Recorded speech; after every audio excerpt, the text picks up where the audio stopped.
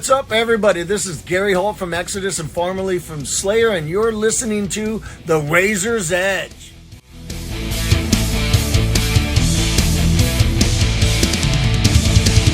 Right, it's Kat from The Razor's Edge. I'm here on the last day of Bloodstock with Surya, who've just played. How was it? Absolutely incredible. I don't actually have words for it. Chaos. Absolutely packed tent, crowd surfers, pits. We even got a heavy metal a heavy metal waltz right at the end. Okay. Which was That's fantastic. a new one on me. Yeah, I thought we'd give you something different. So yeah, it was good. And there was a shark in the pit from start to finish, just running around. An actual shark, which was amazing. Yeah, we had like a live action Jaws. It was fantastic. Yeah. Wow. Bit of a party time then, right? Oh, well, not for me. Well, no, absolutely no.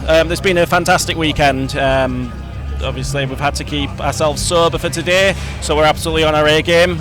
So after today, yeah, party time. Party time now. Celebration. So tell us a bit about your journey and how you became to be playing at Bloodstock. And for people who haven't heard you, let us know kind of what you sound like.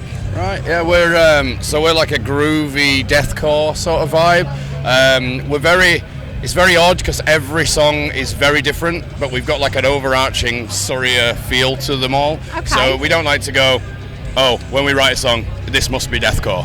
When you put my vocals over it, wherever we write becomes deathcore anyway, so it makes no difference. We blame you then, yeah? It's all my fault. I mean, people from Barnsley are just angry, man. Oh, you're from Barnsley? I am. Barnsley. And at Barnsley, I am, yeah. So, but yeah, the weird thing is we're from Leeds, and we entered Metal to the Masses in Burnley. So we had a bit of a trek. You've got to keep your options open, right? Yeah. Well, we thought, we don't really know a lot of folk around Burnley, so we thought if we go there and we can win there, it's got to be good on it. Yeah, Do you know what I mean? I get your logic. That's it. So we just thought we'd experiment, see what we can do, and yeah, we didn't expect to get through, but we did. So happy about that. Yeah, absolutely. And I mean, Metal to the Masses is so important. It is. To the metal community, really. I don't think anyone else quite does anything like it, do they? No, it's the best platform for grassroots metal bands ever. Like, honestly, the fact that you can play, I mean, you've got to fight a lot of bands through it to get through, but when you do, I mean, what better prize at the end of it, eh? Yeah, I think one thing too is you're not just fighting against other bands. If you take the ultimate prize out of the equation, it's such a great platform just to meet so many other bands, get all these contacts, new networking, fans, absolutely. like work together and not against each other in these competitions, because it's going to help you in the long run. So I agree. Yeah. We were talking to the crew when we came off stage, and they were just saying to us, we were all absolutely knackered, but they walked over and they just said the standard of the Metal to the Masses bands this year has been above every other. Like, it's like professional scale bands going up there, so to even be mentioned in that kind of feel, I mean, amazing.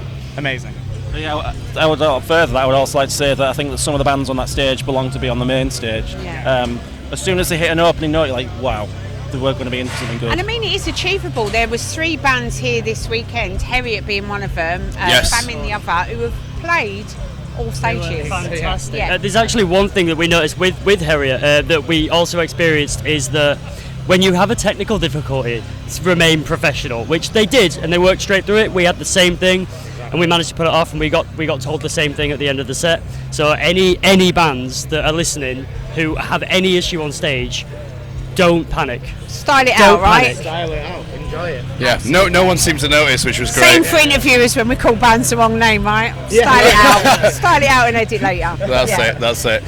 What have you got any music available for people to listen to, and let us know what platforms that on and where they can reach you? Yeah, we've got a full EP and some other singles as well. We're on Spotify, YouTube Music, Apple Music, literally every single platform you can think of, Deezer, everything. For some reason we're on Roblox Music, didn't know that was a thing, but we're on it. Yeah, Really? Roblox Music, yeah, if that's the thing. We're a bit like a virus, to be fair. We just spread. You can't get rid of us. So yeah, we've got a new track coming out soon as well, so beginning of September, so that'll be on there as well. So, Lovely. yeah. So this is now your springboard, right? Yeah. What does the next 12 months look like for you guys? What do you want to achieve?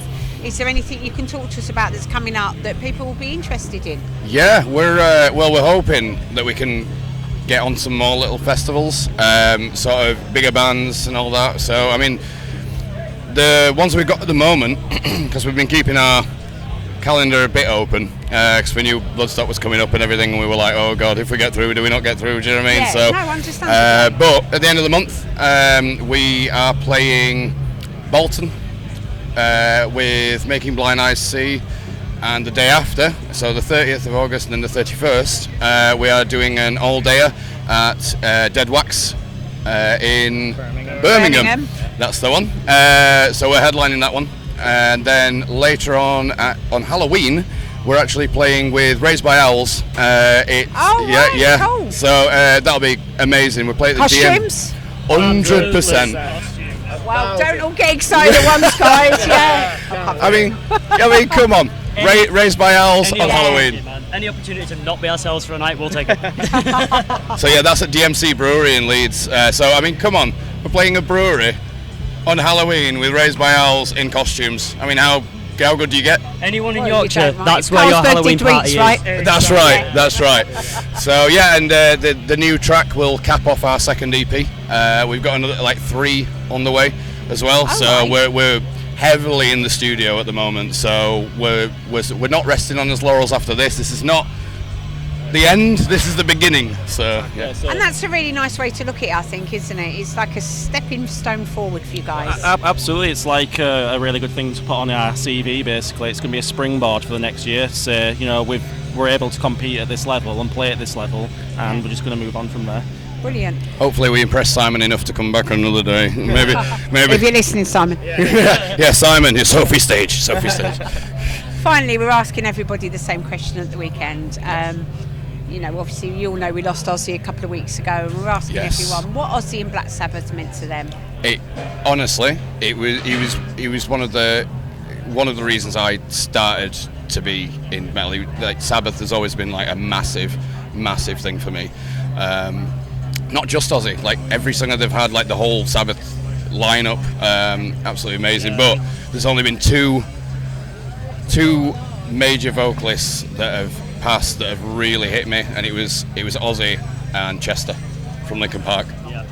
Honestly, it's unreal. It's like I sort of compare it to imagining a world without David Attenborough.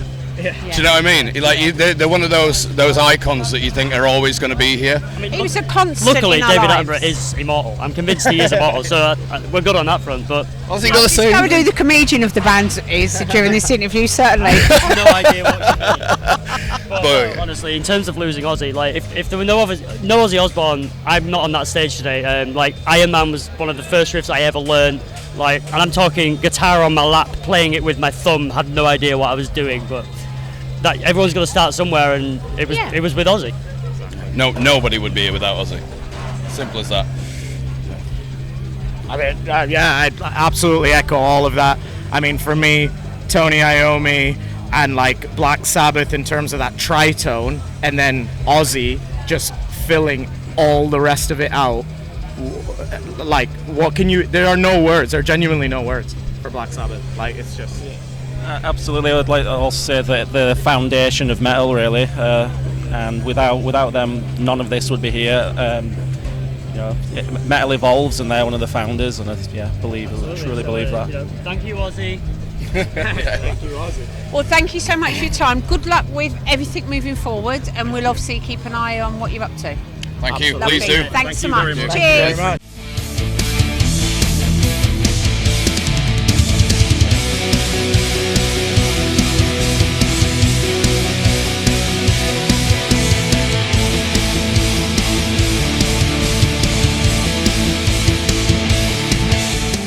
Thanks for listening. Make sure you keep up to date with all of our interviews by subscribing to our channel. For all the latest news, reviews, interviews and more, head over to our website www.therazorsedge.rocks.